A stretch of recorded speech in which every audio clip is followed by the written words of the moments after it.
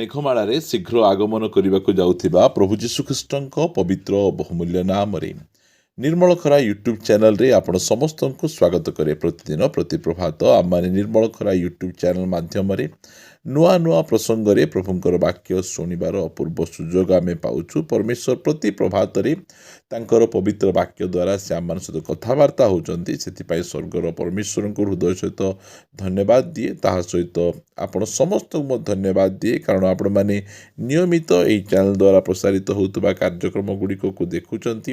କେବଳ ଦେଖୁଛନ୍ତି ତାହା ନୁହେଁ, ଆପଣମାନେ ଲାଇକ୍ ସେୟାର କମେଣ୍ଟସ୍ ଗୁଡ଼ିକ ଦ୍ୱାରା ଆମମାନଙ୍କୁ ଅତ୍ୟଧିକ ପରିମାଣରେ ଉତ୍ସାହିତ କରୁଛନ୍ତି। ପ୍ରଭୁ ଆପଣ ସମସ୍ତଙ୍କୁ ପ୍ରଚୁର ଭାବେ ଆଶୀର୍ବାଦ କରନ୍ତୁ। ଆସନ୍ତୁ ଆଜିର ପ୍ରସଙ୍ଗ ନିକଟକୁ ଯିବା। ଆଜିର ପ୍ରସଙ୍ଗଟି ଏହି ପ୍ରକାର ଅଟେ, ମୁଁ କ୍ଷତିଗ୍ରସ୍ତ ହୋଇଅଛି ମାତ୍ର ନଷ୍ଟ ହୋଇନାହିଁ।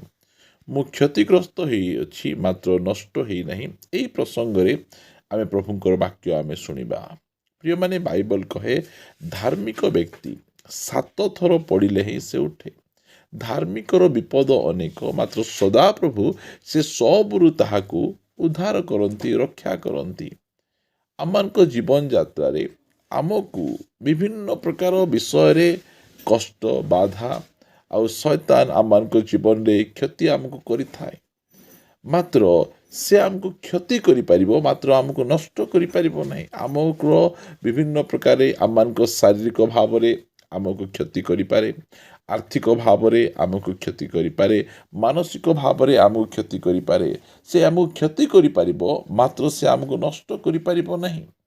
ଆଜି ଆପଣ ଯେକୌଣସି ପ୍ରକାର ଭାବରେ କ୍ଷତିଗ୍ରସ୍ତ ଅବସ୍ଥାରେ ଅଛନ୍ତି, ମାତ୍ର ଆପଣ କୌଣସି ପ୍ରକାର ଭାବରେ ନଷ୍ଟ ହେବେ ନାହିଁ, ନଷ୍ଟ ହୁଅନ୍ତୁ ନାହିଁ। ମୋ ପ୍ରିୟମାନେ, ବାଇବଲରେ ଏହି ପ୍ରକାର ଅନେକ ପ୍ରଭୁଙ୍କର ଦାସ ଦାସୀମାନେ ଅଛନ୍ତି ଯେଉଁମାନଙ୍କ ଜୀବନରେ ଶୟତାନ ବିଭିନ୍ନ ପ୍ରକାର ଭାବରେ କ୍ଷତି କରିଦେଲା, ମାତ୍ର ସେମାନଙ୍କୁ ନଷ୍ଟ କରିପାରିଲା ନାହିଁ। ମୁଁ ଆପଣମାନଙ୍କୁ କହିବା ପାଇଁ ଚାହେଁ, ଯଦି ଆମେ ପଢ଼ିବା ପ୍ରଥମ 2 କରିନ୍ଥୀୟ 12 ଅଧ୍ୟାୟ, ଲେଖାଯାଏ ଏଣୁ 7 ପଦରୁ, ଏଣୁ ମୁଁ ଯେପରି ଅତିଶୟ ଗର୍ବୀ ନ ହୁଏ ଏଥିନିମନ୍ତେ ମୋତେ ପ୍ରହାର କରିବା ପାଇଁ ମୋହର ଶରୀରରେ ଶୟତାନର ଦୂତ ସ୍ୱରୂପ ଗୋଟିଏ କଣ୍ଟକ ଦିଆଗଲା। ହଁ, ଯେପରି ମୁଁ ଅତିଶୟ ଗର୍ବୀ ନ ହୁଏ ଏଥିନିମନ୍ତେ ତାହା ଦିଆଗଲା। ଯେଉଁ ସମୟରେ ପାଉଲଙ୍କ ଶରୀରରେ ଗୋଟିଏ ଶୟତାନର କଣ୍ଟକ ସ୍ୱରୂପ ଗୋଟିଏ ଦିଆଗଲା, ପାଉଲ ଅତ୍ୟଧିକ ପରିମାଣରେ ଦୁର୍ବଳ ହୋଇଗଲେ, ଅତ୍ୟଧିକ ପରିମାଣରେ ସେ ଭାଙ୍ଗିଗଲେ। ସେଇଟା ସେ କହୁଅଛନ୍ତି। ସେ ପ୍ରାର୍ଥନା କଲେ, ପ୍ରଭୁ ମୋତେ ଏଠୁ ବାହାର କର, ମାତ୍ର ପ୍ରଭୁ ତାଙ୍କୁ ବାହାର କଲେ ନାହିଁ। ସେଥିପାଇଁ ଲେଖାଯାଏ 9 ପଦରେ, ଆଉ ସେ ମୋତେ କହିଅଛନ୍ତି ଆମର ଅନୁଗ୍ରହ ତୁମ୍ଭ ନିମନ୍ତେ ଯଥେଷ୍ଟ, କାରଣ ଦୁର୍ବଳତାରେ ଆମ୍ଭର ଶକ୍ତି ସିଦ୍ଧ ହୁଏ। ଅତଏବ ଯେପରି ଖ୍ରୀଷ୍ଟଙ୍କ ଶକ୍ତି ମୋ ଉପରେ ଅବସ୍ଥାନ କରେ, ଏଥିପାଇଁ ମୁଁ ଅତି ଆନନ୍ଦରେ ବରଞ୍ଚ ମୋହର ଦୁର୍ବଳତାରେ ଦର୍ପ କରିବି। ପ୍ରଭୁଙ୍କର ଗୌରବ ହଉ। ପ୍ରିୟମାନେ, ଶୟତାନ, ଜଗତ, ଶରୀର ଆମକୁ କ୍ଷତି କରିପାରିବ, ମାତ୍ର ଆମକୁ ନଷ୍ଟ କରିପାରିବ ନାହିଁ। ପାଉଲଙ୍କ ଜୀବନରେ ମଧ୍ୟ ଏହି ପ୍ରକାର ଅନେକ କ୍ଷତି, ଯଦି ପାଉଲ କହୁଛନ୍ତି 2 କରିନ୍ଥୀୟ 11 ଅଧ୍ୟାୟ 24 ପଦରେ, ମୁଁ ଯିହୁଦୀମାନଙ୍କ ଠାରୁ 5 ଥର 39 ପ୍ରହାର ପାଇଅଛି, ମାତ୍ର କ୍ଷତି ହେଇଛି। ମୋର ପିଠି ସାରା ଦାଗ, ମୋର ଦେହ ସାରା ବିଭିନ୍ନ ପ୍ରକାର ଦାଗ ହେଇଛି। ମୋ ଶରୀରରେ ଏମିତି କୌଣସି ସ୍ଥାନ ନାହିଁ ଯେଉଁଠିକି ଦାଗ ହେଇନାହିଁ ବୋଲି ନାହିଁ। ପ୍ରତ୍ୟେକ ସ୍ଥାନରେ ପାଉଲ କହୁଛନ୍ତି ମୋର ପ୍ରତ୍ୟେକ ଶରୀରର ପ୍ରତ୍ୟେକ ସ୍ଥାନରେ ଦାଗ ହେଇଛି। କ୍ଷତିଗ୍ରସ୍ତ ମୁଁ ହେଇଛି, ମାତ୍ର ମୁଁ ନଷ୍ଟ ହେଇନାହିଁ। ଏ 39 ପ୍ରହାର 5 ଥର ଯେଉଁ କରାଯାଇଛି, ଏଇଟା ମୋତେ କ୍ଷତି କରିଛି, ମାତ୍ର ନଷ୍ଟ କରିପାରିନାହିଁ। 3 ଥର ବେତ୍ରାଘାତ, ଥରେ ପ୍ରସ୍ତାରଘାତ, 3 ଥର ଜାହାଜ ଭଙ୍ଗ ସହିଅଛି। ଅଗାଧ ଜଳରେ ଦିବାରାତ୍ର କ୍ଷେପଣ କରିଅଛି। ଅନେକ ଥର ଯାତ୍ରା କରିବାରେ, ନଦୀର ବିପଦରେ, ଡକାୟତମାନଙ୍କ ବିପଦରେ, ସ୍ୱଜାତିର ବିପଦରେ, ବିଜାତିମାନଙ୍କ ଠାରୁ ବିପଦରେ, ନଗରର ବିପଦରେ, ପ୍ରାନ୍ତରର ବିପଦରେ, ସମୁଦ୍ରର ବିପଦରେ। ପ୍ରିୟମାନେ, ବିପଦକୁ ଆପଣ ଲିଷ୍ଟ କରନ୍ତୁ। ପାଉଲ ଏମିତି କୌଣସି କ୍ଷେତ୍ର ନାହିଁ ଯେଉଁଠିକି ବିପଦ ପାଇନାହାନ୍ତି। ଭଣ୍ଡ ଭାଇମାନଙ୍କ ଠାରୁ ବିପଦରେ, ପରିଶ୍ରମ ଓ କଷ୍ଟ ଭୋଗରେ, ଅନେକ ଥର ଉଜାଗରରେ, କ୍ଷୁଧା ଓ ତୃଷାରେ, ଅନେକ ଥର ଉପବାସରେ, ଶୀତ ଓ ଉଲଗ୍ନତାରେ। ଏତେ ସବୁ ହେଲା ପରେ ମଧ୍ୟ ପାଉଲଙ୍କର ଦର୍ଶନ କ୍ଷତି ହେଇନାହିଁ, ପାଉଲଙ୍କର ଉଦ୍ଯୋଗ କ୍ଷତି ହେଇନାହିଁ। 28 ପଦରେ କହୁଛନ୍ତି, ଅବଶିଷ୍ଟ ସମସ୍ତ ବିଷୟ ଛଡ଼ା ଆଉ ଗୋଟିଏ ବିଷୟ ପ୍ରତିଦିନ ମୋ ଉପରେ ମାଡ଼ି ପଡ଼ୁଅଛି ତାହା ମଣ୍ଡଳୀ ସମୂହ ନିମନ୍ତେ ଚିନ୍ତା। ପ୍ରିୟମାନେ, କ୍ଷତିଗ୍ରସ୍ତ ଆପଣ ହେଇପାରନ୍ତି।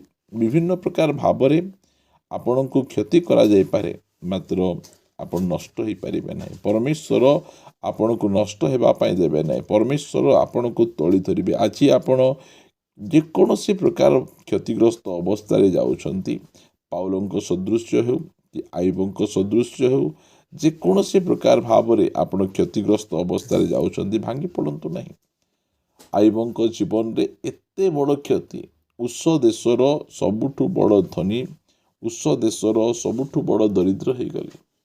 କୌଣସି ଧନ ସମ୍ପତ୍ତି ନାହିଁ, ନା ପାଖରେ ପୁଅ ଝିଅ ଅଛନ୍ତି, ନା ଉତ୍ତମ ସ୍ୱାସ୍ଥ୍ୟ ଅଛି, କୌଣସି ବିଷୟ ନାହିଁ। ସ୍ତ୍ରୀ ମଧ୍ୟ ବିରୁଦ୍ଧରେ କଥା କହୁଛନ୍ତି। ଏତେ ସବୁ କ୍ଷତି ହେଲା ପରେ ମଧ୍ୟ ଏହି ସବୁ ବିଷୟ ଗୁଡ଼ିକ ପାଉଲଙ୍କୁ ନଷ୍ଟ କରିନାହିଁ, ଆଇବଙ୍କୁ ନଷ୍ଟ କରିନାହିଁ। ଆଇବଙ୍କୁ ଆହୁରି ଅଧିକ ମଜବୁତ, ଆହୁରି ଅଧିକ ବଳବାନ କରିଅଛନ୍ତି। କାହିଁକି? ଆଇବ ଏସବୁ ବିଷୟରେ ମଧ୍ୟ କୌଣସି ପ୍ରକାର ଭାବରେ ସେ କ୍ଷତିଗ୍ରସ୍ତ ହେଲେ ନାହିଁ। କ୍ଷତିଗ୍ରସ୍ତ ହେଲେ ସିନା ସେ ନଷ୍ଟ ହେଲେ ନାହିଁ। ସେ କହନ୍ତି ଆଇବ ପୁସ୍ତକ 19 ଅଧ୍ୟାୟର 25 ପଦରେ, ମାତ୍ର ମୁଁ ଜାଣେ ଯେ ମୋହର ମୁକ୍ତିକର୍ତ୍ତା ଜୀବିତ ଅଟନ୍ତି। ପ୍ରିୟମାନେ, ଆମେ ଯେତେ କ୍ଷତିଗ୍ରସ୍ତ ହେଲେ ମଧ୍ୟ ଆମେ କୌଣସି ପ୍ରକାର ବିଚଳିତ ହେବା ନାହିଁ, କାରଣ ପ୍ରତ୍ୟେକ କ୍ଷତିରୁ ଆମକୁ ଉଦ୍ଧାର କରିବା ପାଇଁ ଆମର ମୁକ୍ତିକର୍ତ୍ତା ଜୀବିତ ଅଟନ୍ତି। ଏହା ଆଇବ ସେ ଦେଖିଛନ୍ତି ଗୋଟେ ଜୀବିତ ପରମେଶ୍ୱରଙ୍କୁ। ପ୍ରିୟମାନେ, ଆମେ ମଧ୍ୟ ସେ ଜୀବିତ ପରମେଶ୍ୱରଙ୍କୁ ଆମେ ଦେଖିଛୁ, କାରଣ ଆମେ ଯାହାର ସେବା କରୁଛୁ ତାଙ୍କର କବର ଖାଲି ଅଛି।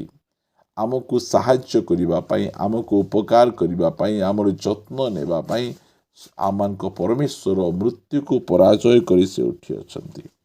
ଆଜି ଆପଣ ପାରିବାରିକ କ୍ଷେତ୍ରରେ, ଆପଣ ବିଜନେସ୍ରେ, ସେବା କ୍ଷେତ୍ରରେ, ଶାରୀରିକ ଭାବରେ, ଯେକୌଣସି ଭାବରେ ମଧ୍ୟ ଆପଣ କ୍ଷତିଗ୍ରସ୍ତ ହେଇଛନ୍ତି, ଠିକ୍ ଅଛି, ମାତ୍ର ଆପଣଙ୍କୁ ନଷ୍ଟ ହେବାକୁ ପଡ଼ିବ ନାହିଁ। ଆପଣ ହତାଶ ହୁଅନ୍ତୁ ନାହିଁ, ନିରାଶ ହୁଅନ୍ତୁ ନାହିଁ। ଆପଣ ମଧ୍ୟ ଆଇବଙ୍କ ସହିତ କହିପାରିବେ, ମାତ୍ର ମୁଁ ଜାଣେ ଯେ ମୋହର ମୁକ୍ତିକର୍ତ୍ତା। ବ୍ୟକ୍ତିଗତ ଭାବରେ ସେ କହୁଛନ୍ତି ମୋହର ମୁକ୍ତିକର୍ତ୍ତା, ସମସ୍ତଙ୍କର ମୁକ୍ତିକର୍ତ୍ତା କହୁନ, ମୋହର ମୁକ୍ତିକର୍ତ୍ତା।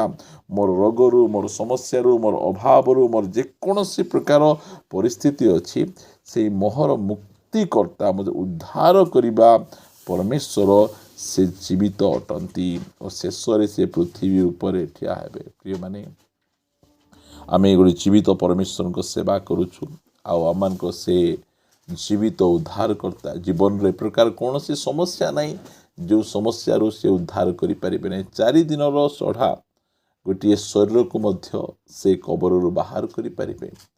ସେ ଏହି ପ୍ରକାର ସାମର୍ଥ୍ୟବାନ ପରମେଶ୍ୱର ଅଟନ୍ତି। ସେ ଜଳକୁ ଦ୍ରାକ୍ଷାରସ କରିପାରିବେ। ଏହି ପ୍ରକାର ଭାବରେ ଶକ୍ତି ତାଙ୍କ ଉପରେ ଅଛି। ସମୁଦ୍ର ଉପରେ ସେ ନିଜେ ଚାଲିପାରିବେ ଓ ଆପଣଙ୍କୁ ଚଲେଇ ପାରିବେ। କଥା ପଦରେ ସେ ତୋଫାନକୁ ଶାନ୍ତ କରିପାରିବେ। ଏହି ପ୍ରକାର ପରମେଶ୍ୱର ଆପଣଙ୍କ ସହିତ ଅଛନ୍ତି। ଆପଣଙ୍କ ଜୀବନର ଝଡ଼କୁ ଶାନ୍ତ କରିପାରିବେ। ଆପଣଙ୍କର ଜୀବନରେ ଥିବା ରୋଗକୁ ସୁସ୍ଥ କରିପାରିବେ।